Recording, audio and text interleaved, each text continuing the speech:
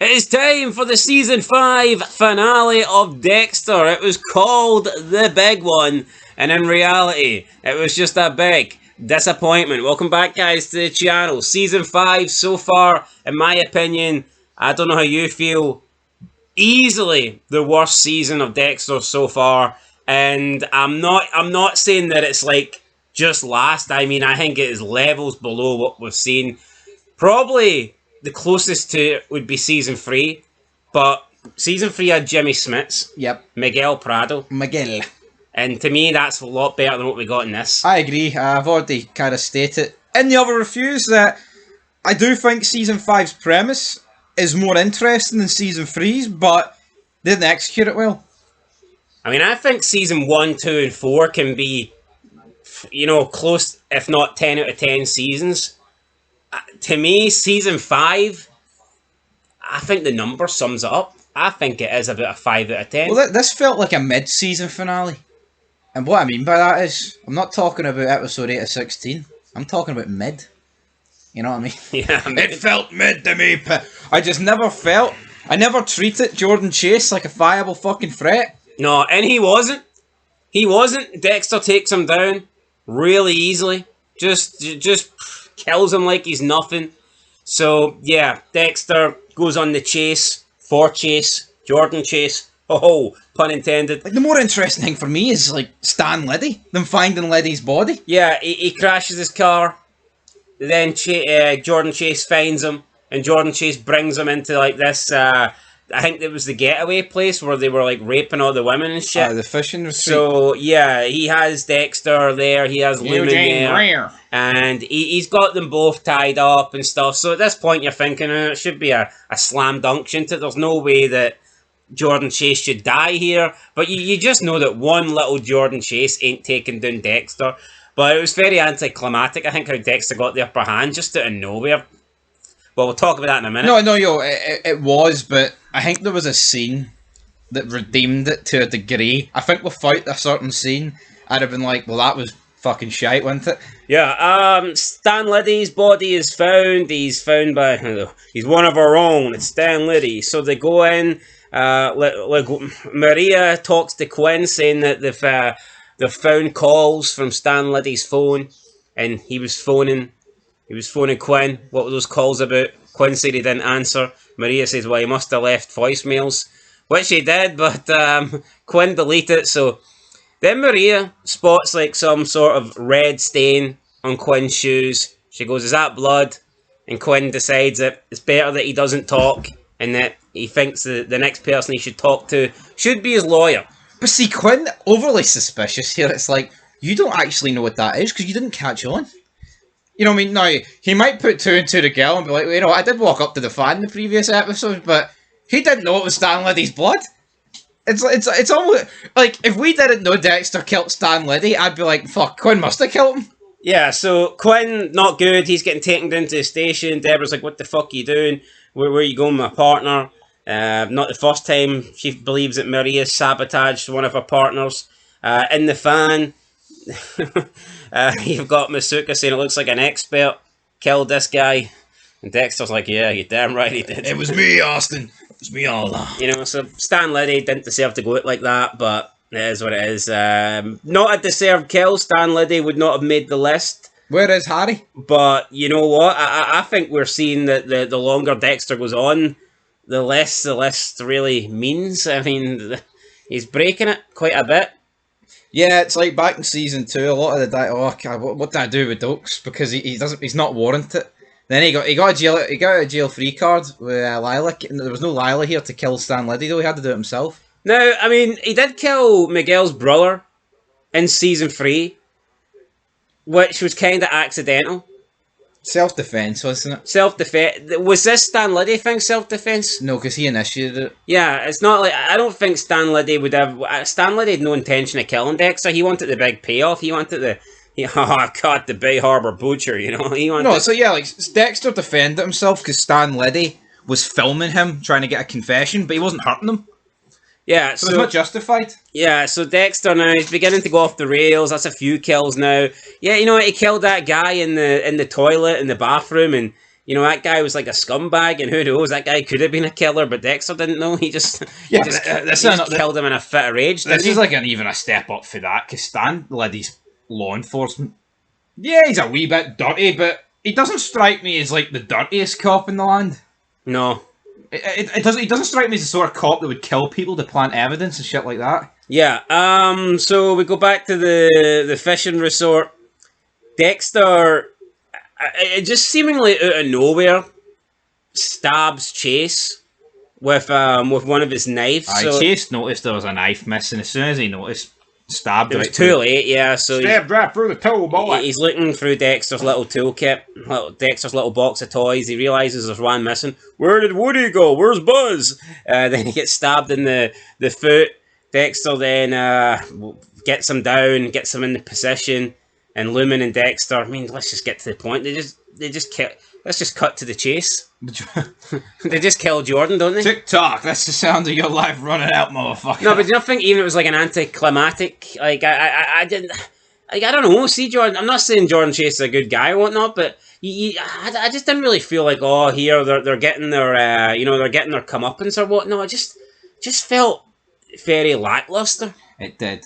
Oh, look, Dexter gets the upper hand, and then they put him down on a table and they kill him. It was like, you know. Deborah though, she's closing in. She finds out about Eugene Greer, so she's putting the pieces to the puzzle together. But she's always like just one step behind Dexter. She is. She helps with like the guy selling tangerines. Oh, a car went down this way. There's banging in the boot. That way, sí, señor. Gracias. Señorita. Need to speak Spanish. Espanol.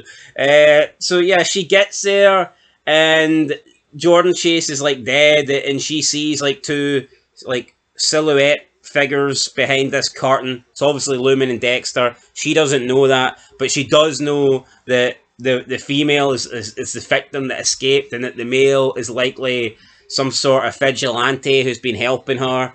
And she doesn't agree with what they're doing, but she basically allows them to walk free.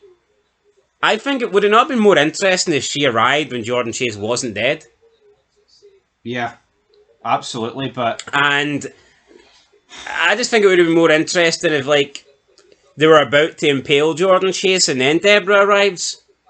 Now, how do things play out?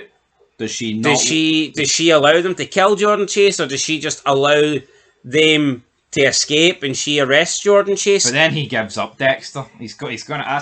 Jordan Chase has to give up Dexter then, doesn't he? I don't think Dexter can really let this guy get arrested at this point. Well, no, he probably can't. But you know what? I think that was another dumb decision for Dexter to actually give away his identity easily, and also tell him and I'm coming for you. Me and Lumen are going to kill you. Yeah, so, I mean, it works out how it works out. Deborah allows them both to go. They escape. We're getting ready for Harrison's birthday party. Dexter tells Lumen she's going to meet the family, but Lumen's like, actually, I'm not going to meet the family because I'm done. And Dexter just kind of loses it, and he realizes that, you know what, this Lumen person doesn't have a monster inside her. She's not got an inner demon. She doesn't really accept him for who he is. She simply just pretty much used him to get revenge and kill her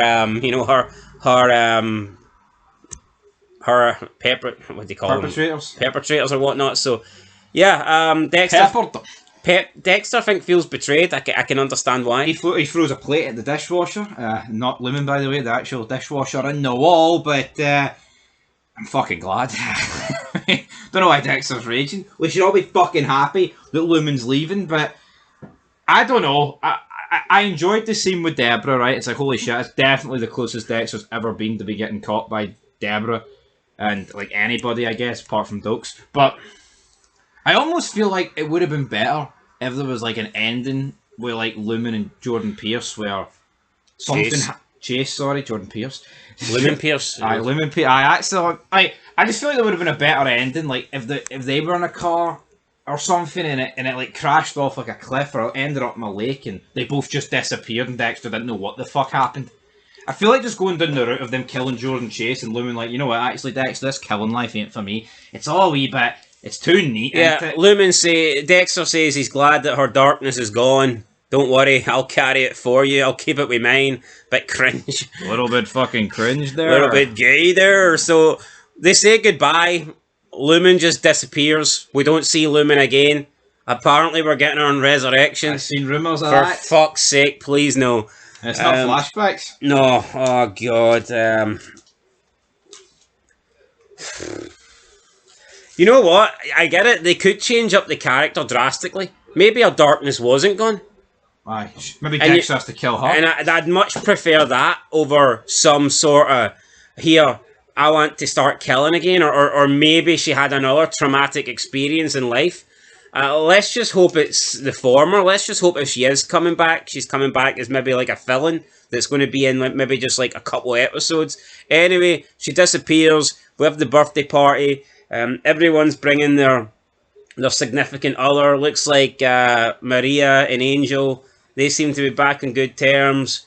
Masuka's brought someone who's like Deiji's daughter to the birthday party, so probably the youngest person they could find, like.